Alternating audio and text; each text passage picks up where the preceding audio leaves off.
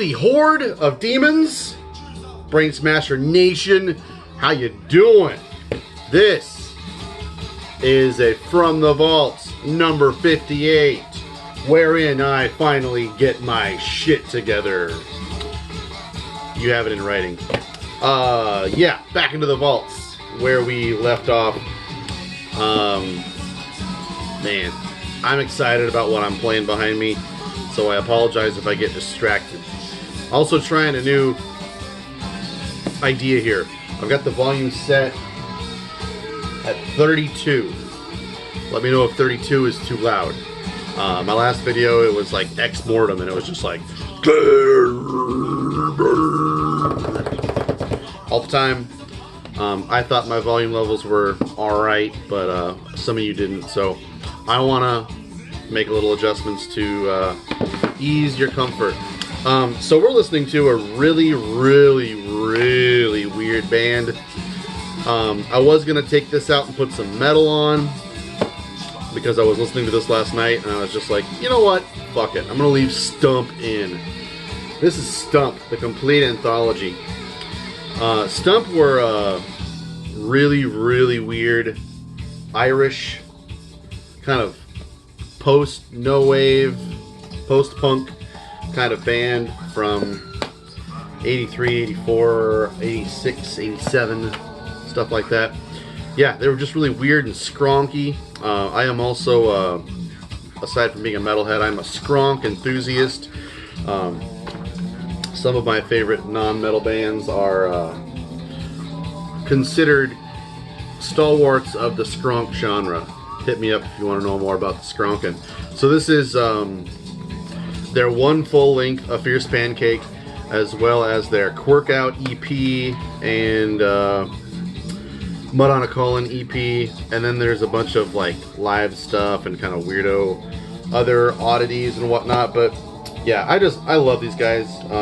They kind of fall into a category, like I like them the same way I like XTC, because the music is like caustic and nauseating and just dissonant and angular and just bizarre and unmelodic, but still remains kind of bouncy and fun and catchy in a way. Now that I think about it, I think 32 might be a little high. Down to 31. So, okay.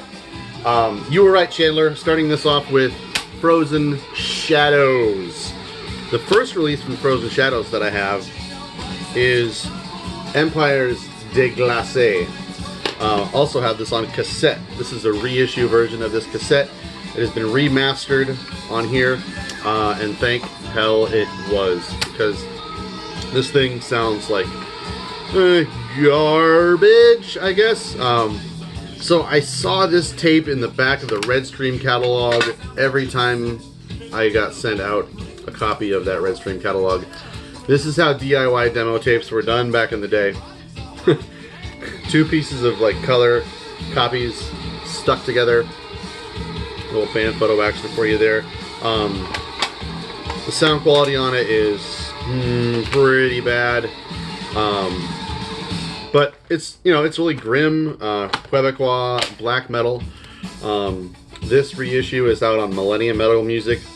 I'm not sure where that label's out of, but I don't think this has any other extra material on it. I don't think they had any other demos, and I don't think Frozen Shadows has anything else to offer than what you'll see here. So this reissue, I don't know. Okay, the demo originally came out in 96, and this was remastered in 99. And this CD version, it looks like it's the label's first release. I'm just gonna go ahead and take a stab. 2006, maybe, here. Anyway, grim, frozen, black and white metal from Quebec.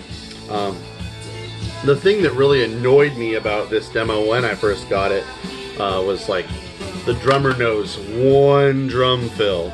It's almost like a lot of times you'll hear a band where there was a singer, guitar player, bass player, all had their shit together and wanted to start a black metal band, but they needed a drummer. What do we do? Okay, well, our friend, what do you know, whatever, wants to play in a black metal band. Let's get him a drum kit and just get him started. 3 months from now, let's record a demo. And that's kind of the way I think it happened with Frozen Shadows demo. But they got way better. I don't know if this is the same drummer or what, but they got a lot better on Dance of the Immortals. I'm just gonna say it in English. So this one came out on Sepulchral Productions, and I believe, yeah, Sepulchral Productions is the label of one of the members of Frozen Shadows. The songwriting on here is a lot better. I would compare this to a lot of the Finnish greats of their era, Horna, the Hexen, stuff like that. Only not as over-the-top aggressive. It's a little more, I would say a little more akin to like Immortal, being that it's grim and frostbitten, but not like maybe Immortal's a bad example. The first two Immortals, maybe more leaning towards Diabolical Full Moon Mysticism. This reminds me a bit of that record. Good stuff. I was really impressed when I heard their jump from the Dance Lebra to Immortal, or the Empire Stick Lace demo to this one. But then they jumped even further in quality and just blew me the fuck away. This is Hantises. This is their second full length. I kind of feel like I thought there was another release in here, but I'm missing it. But when I reach for Frozen Shadows, it's Hantises, and that kind of sucks because this is also really awesome, and I wish I listened to it more often. But when I think Frozen Shadows, I think Hantises. This is so over the top, just pummeling. I would think this is probably a different drummer this time around because this guy fucking smokes. This guy has got the speed like early Cryptopsy did. It's just over the top, like teetering on, just completely exploding in your face. But the riffing is just super cold and grim.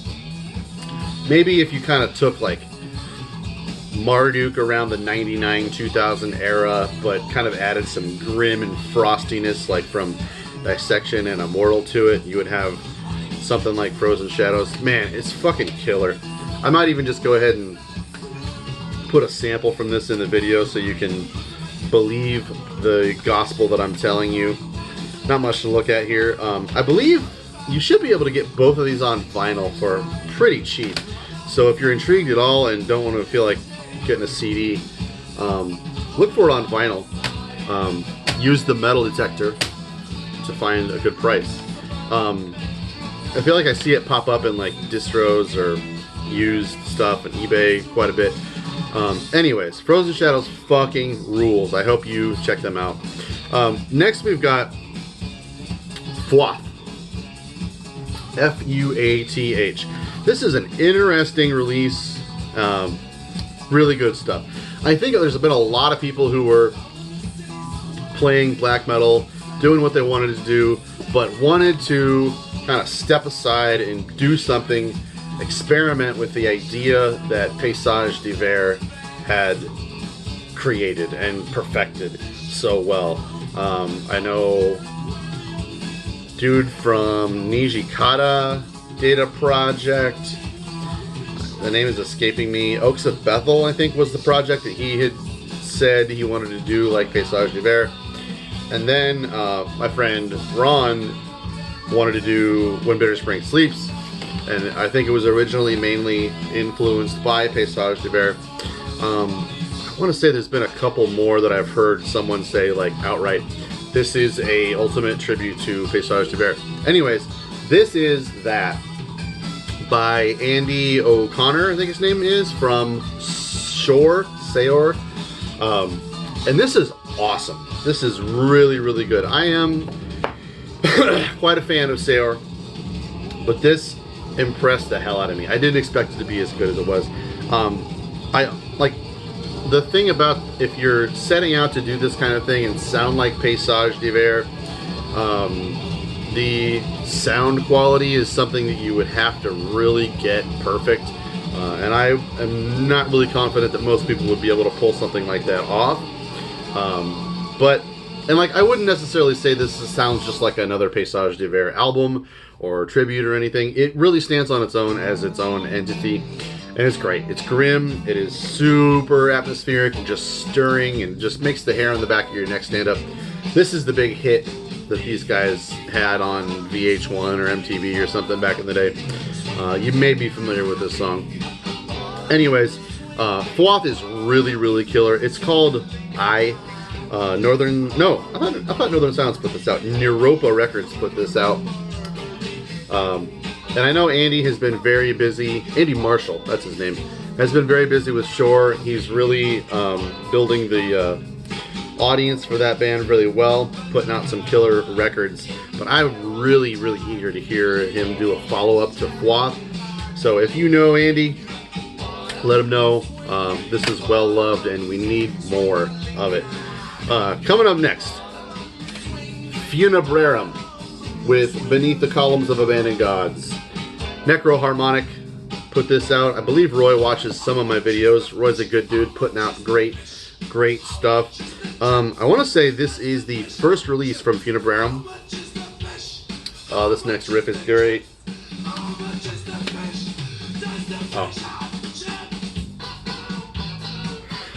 Killer death metal from New Jersey. You know, if you're into Disma or any other kind of stuff, Funebrarum is totally it. They're doomy kind of death metal, but I think I haven't really kept up with these guys, so I don't really know what their newer stuff sounds like. If it's any departure from this, let me know. I'm kicking myself for not having gotten more of their stuff. I just never really gotten around to it, but now that death metal is a more formidable thing in my listening palette these days, I should really get around to picking up some more of their stuff. Yeah, Funebrarum. I'm sure a lot of you guys are familiar with these guys. Next, we've got Funebrae, Children of the Scorn. Before we get into this, I'm just going to put a link down below so you guys can check this out. Here's the alternate cover on this. I've watched now probably 4 times in a row this video by this guy named Gornalak or something.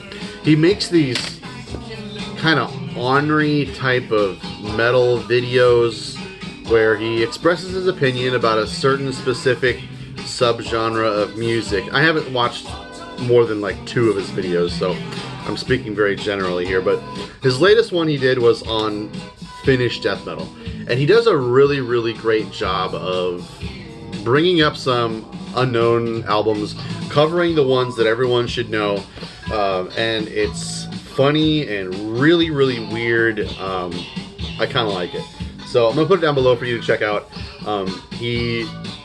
I hope he keeps doing stuff like that, because I don't know, I've gone back and kind of made sure that I was aware of everything he covered in that, just in case just so I don't miss anything.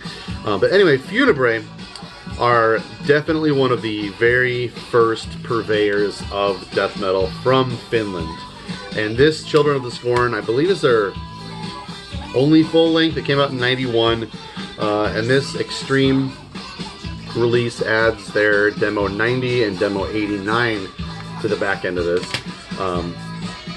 And this is just great stuff. A lot of Finnish bands from back in the day. First of all, wore denim very well. Better than your older brother or mother ever did.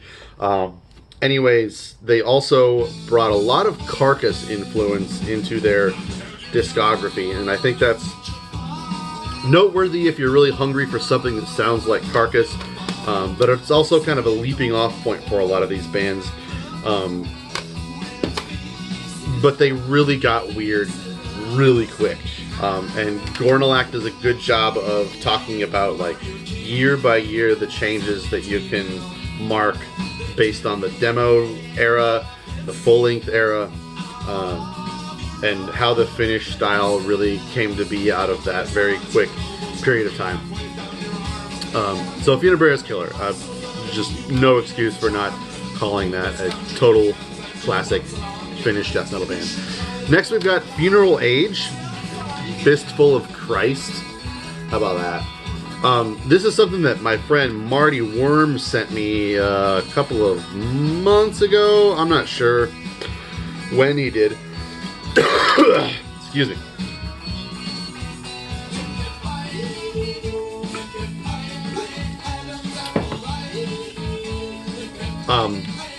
But I don't remember what this sounds like. He sent me a bunch of stuff and I've been kind of going through it slowly.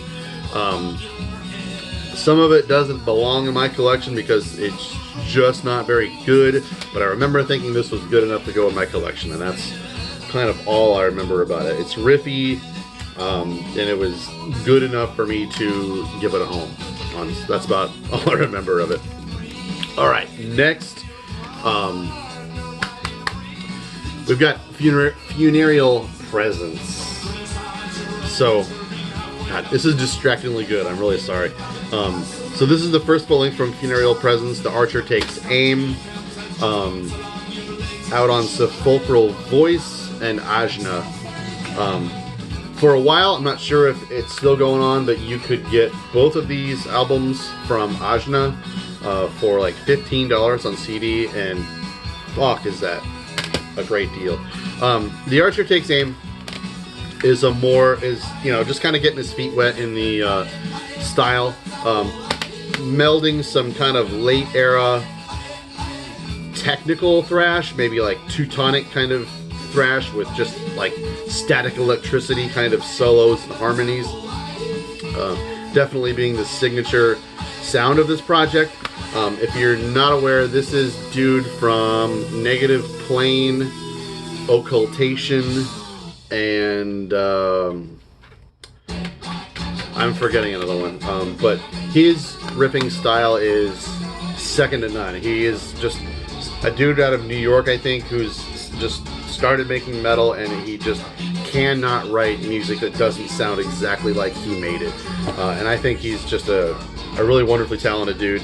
The only thing wrong with this album is that it's not half as great as Akaitis. This might be my album of the year. I probably won't wind up doing a list. I might just do like a year-end roundup or something, but I'm honestly not paying very close attention to the releases going on this year. But this one, oh my god, it's like there's. I think I talked about this in a collection update, and I'm gonna have a hard time saying anything other than what I already said. But the riffs are just so fucking tasty. There'll be these great riffs, and it's awesome, but there are some riffs at the end of little passages. There's like 4 songs on here, and each song is between like maybe 10 and 12 minutes long.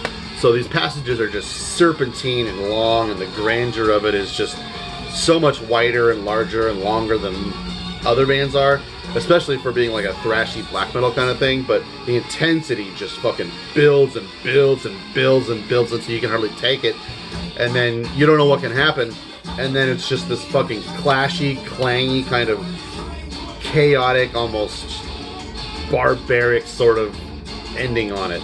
There'll be these riffs that are just even more riffy than the riffs that are happening somewhere else. It's really hard to explain, but it is just so fucking pleasing. It's the kind of thing that just makes you want to bash your fucking head into a pile of bricks and just, throw your hands up to the sky and curse the heavens. It's so fucking just deadly and pleasing. If you haven't checked out Akaitis by Funereal Presence, fucking do it. It's so damn good, especially you stubs. Listen to me. Can't go on any longer missing this shit. Alright, last band in chronological order. This is Funeral Mist with Devilry, the debut EP. There's also the Havoc Demo 96 added on here. So this is a Ajna and what's the Norma Evangelium Diaboli label reissued this. This is awesome stuff. I just picked this up maybe 2 or 3 years ago, so I'm not super familiar with it. But Funeral Mist is really, really great. And this is the early first EP. But where I really, really had my teeth blown out by Funeral Mist was with this one, Salvation. This came out back in like 2004 or so. And my buddy and I got copies of this at the same time. And we were just, actually, I think we got like a bunch of stuff from Noah Dia. We got that new Death Spell Omega, C Monumentum Requires Circumspice. By the way, fuck Death Spell Omega all the way. I might get into that later, but that album was a mind fuck. And this one as well was a complete mind fuck. So, I don't know, these guys are just, well, this one guy, it's just totally incredible talent. He's able to just conjure up whatever he wants and follow through with it all the way to the end. Nothing stops this guy from making just menacing, chaotic, brutal, evil sounding metal.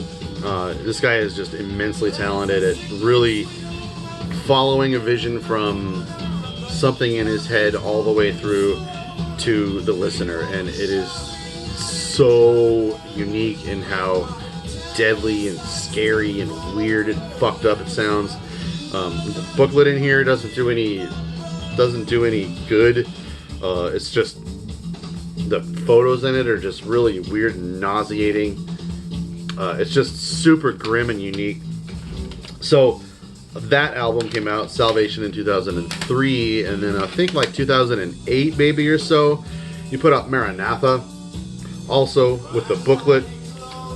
Fucking weird. Not much of a progression away from Salvation. It's maybe just a little bit more honed, a little bit more perfected. It's a killer release.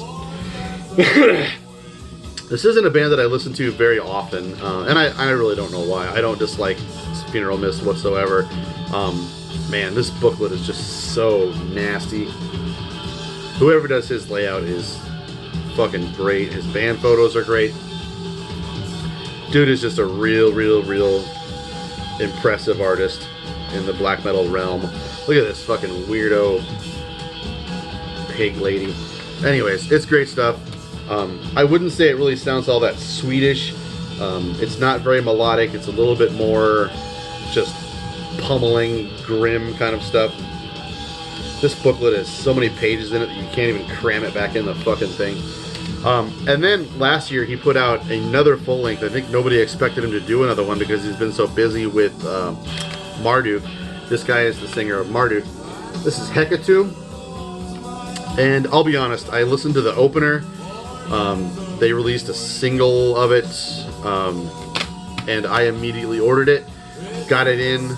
I played it maybe 3 times in my car, and I haven't picked it up since. And I don't know, maybe I'm just kind of not in the mood for this kind of stuff anymore. This is pretty haunting. Or what, but I just haven't picked it up since. I don't know. I'm not going to shed any blame for me not listening to it a lot on the record, but I know I certainly need to pick up some Funeral Mist more often and listen to it. I guess when I'm in the mood for when in the mood for black metal these days, I don't really reach for the kind of bigger name, well-produced kind of stuff. I really like the weird shit, especially like that last Darvulia that I got in my last collection update. That was like, all right, I'm back. I'm in the mood for black metal again. It's been a long time. It really did it for me. Anyways, that is a stack of stuff from the vault. Can you believe there is still about one more video's worth of the letter F to get through, and then we are into the G's, and then in about 2038 we'll get into the LPs. So thanks for sticking with me. I believe I'm about to hit 4,000 subscribers. So hails to that. We'll see you next time.